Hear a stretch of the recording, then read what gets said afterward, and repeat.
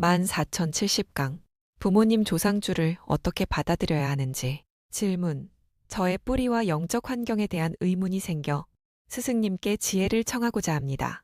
조상줄 법문에서는 살을 구분하지 말고 인연 닿는 모든 신들에게 함께 축원하라고 배웠습니다. 그런데 저 같은 경우는 부모 양쪽 조상 기운이 워낙 강하다 보니 궁금증이 생겼습니다. 저는 어머니 성향을 70% 타고난 것 같은데 부모님이 10대 초반 이혼 후 아버지와 함께 살았습니다. 친어머니께서는 술신과 장군신의 기운이 매우 강해서 신주단지를 모셨을 정도였고 현재는 연락을 하지 않은 상태이고 아버지 쪽 새어머니 두 분 다 술신이 있어 항상 집안이 시끄러웠습니다. 아버지 쪽은 할아버지와 아버지 때부터 신부를 배출한 천주교 집안이었는데 재혼 후에 성당에 나가지 않고 제사를 다시 지내고 있고 작은 아버지, 큰 아들이 20대에 자살을 하여 집안에 죽음의 공부가 있었습니다.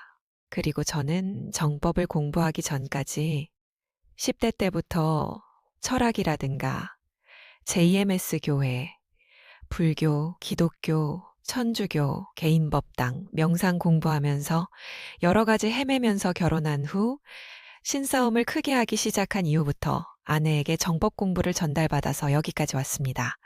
이번 설날에 저와 아내는 아버지 쪽 제사에 참여하지 않으려 하는데 이렇게 저희가 동안거 공부를 하며 모든 조상들에게 축원을 하게 되는 것과 동시에 아버지는 제사를 지내며 기복을 하는데 이런 부분들이 맞는지 점검받고 싶고 저 또한 부모님 조상주를 제가 지금 어떻게 받아들여서 공부를 이어나가야 할지 스승님의 지혜로운 가르침을 부탁드립니다.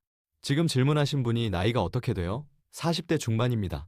예, 지금 우리가 생활 속에서 바르게 사는 질서가 잡혔어야 되는데 안 잡히다가 보니까 아직까지 다 헤매요. 헤매고 있는데 우리 지금 홍익인간들은 무엇을 해야 되느냐 하면 이거 답부터 좀 이야기해놓고 우리가 풀어 들어가자고. 무엇을 해야 되느냐 하면 우리가 이때까지 수천 년, 수만 년 동안 조상님들이 일으켜 놓은 지식, 살아나가던 방법, 이게 옳다고 하면서 정리해 놓았던 거, 이런 것들이 전부 다 정리돼가지고 지식으로 우리한테 다가오는 거예요. 그 옳다고 하는 것들 중에서 지금 이야기하는 게 어떤 게 있냐? 신 앞에 무릎 꿇던 것도 옳다고 하던 거예요. 또 신발이 내려와가지고 막 우리한테 막 힘들게 하는 이런 것들도 지금 우리한테 내려온 거란 말이죠.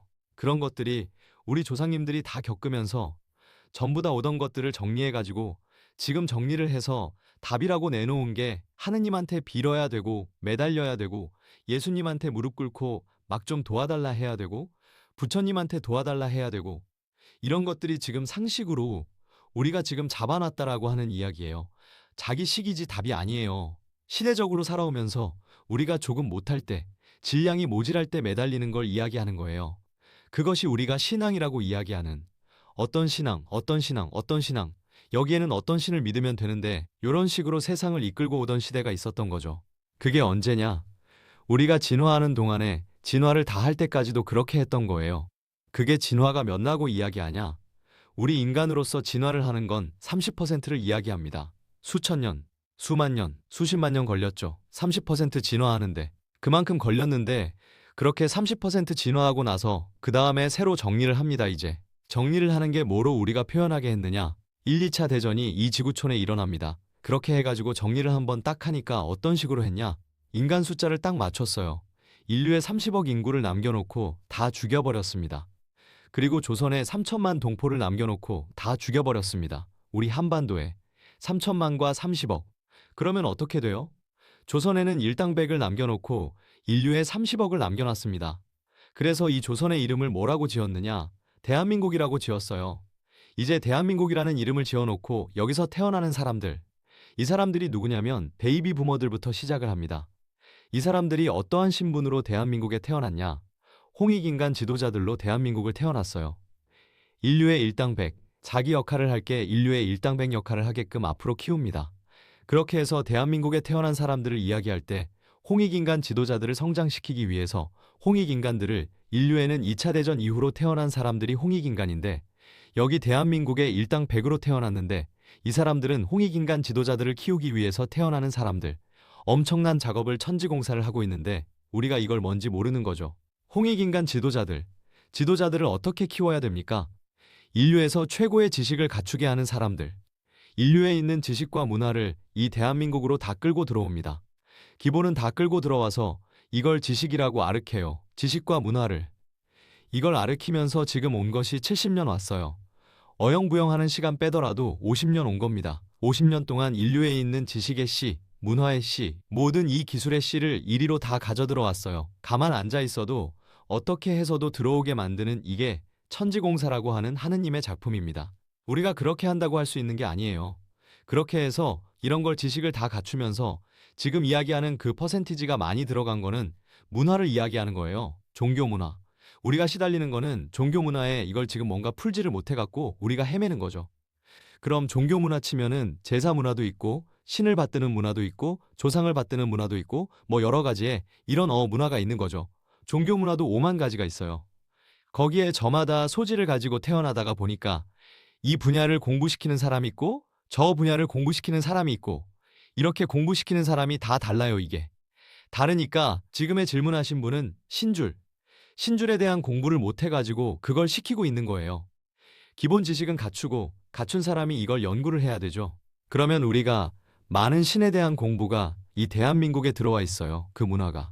들어왔는데 이걸 어떻게 했어야 되냐는 근본을 내가 조금 아르켜 놓고 나중에 이걸 또 풀자고. 비교 종교학이라고 하는 이걸 하라고 많이 들어온 거예요. 기독교에만 매달리지 말고 불교에만 매달리지 말고 도파에 매달리지 말고 이걸 전부 다 지식으로 우리가 접해가지고 이걸 가지고 인류에서 들어온 종교 문화, 신앙 문화, 정신적인 문화 이런 것들이 들어온 거를 요것도 조금 해보고 저것도 조금 해보고 빠지지 말고 요렇게 하라고 비교 종교학을 만들어내려고 이래서 우리한테 그런 문화가 다 들어온 거예요. 그림에도 너무 빠지지 말고 요런 작품에도 너무 빠지지 말고 작품이 뭔가를 조금 알고 요렇게 전부 다 우리가 비교하면서 이런 것들을 복합적으로 풀어내는 이러한 연구 요걸 하라고 지금 다 들어온 거예요. 근데 우리는 신줄에 조금 이렇게 하니까 거기에다 빠져가 헤매고 있는 거죠. 얼마 동안 30년, 50년 헤매고 있어. 그러면 다른 거는 어떡하자는 얘기야? 그런데 자손이 되니까 그래도 지식을 갖췄으니까 여기 그렇다 하니까 가보고 저기 그렇다 하니까 가보고 우리 집안에 하도 이렇게 되다가 보니까 다 가봤어. 가보고 나니까 인자는 무언가 정체성을 찾아야 되겠다라는 그러고 나한테 질문을 한 거예요. 신은 말이죠. 내가 질이 낮으면 나한테 올라타서 내를 끌고 다니려고 하는 게 있는 그 힘을 가지고 있어요. 그리고 우리 인간은 말이죠. 내가 질이 낮잖아요? 내 밑에 두고 너를 이용하려 하는 버릇이 있어요. 그럼 내가 질이 높으면 어떻게 해? 당신이 이용을 못해요. 의논해가며 풀어가야지. 그러게 신이든 우리 인간신이든 똑같다 이 말이죠. 3, 4차원이 다른 것뿐이에요. 3, 4차원. 3차원에는 인간들이 살아나가면서 우리가 활동하면서 성장하는 곳이고 4차원에는 멈춰갖고 있으면서 우리 인간들하고 같이 손발을 맞춰서 그래도 아직 다 못 풀린 걸 풀기 위해서 있는 곳. 그래서 이게 중첩대가 있는 거예요. 3, 4차원이 중첩돼 있다. 중첩이 돼가지고 지금 이거 떨어질래도 떨어지지 못하고 중첩해갖고 지금 우리는 살아가는 거예요. 이렇게 해서 3차원과 4차원이 중첩대가 엉클리가 있는 거죠. 4차원에는 영혼이 사는 거예요. 영혼. 내 자신 중에 육신기 에너지가 있고 영혼기 에너지가 있는 거예요. 근데 우리는 육신을 걷어버리면 영혼기만 남아요. 에너지. 그러면 우리가 육신을 걷지 않고 같이 살 때는 내 육신기 육기하고 영혼기 기하고 두 개가 중첩됐던 게 이게 지금 전부 다 융합돼 갖고 사는 거죠. 융합돼 갖고 사니까 내 자신은 원래 신입니다.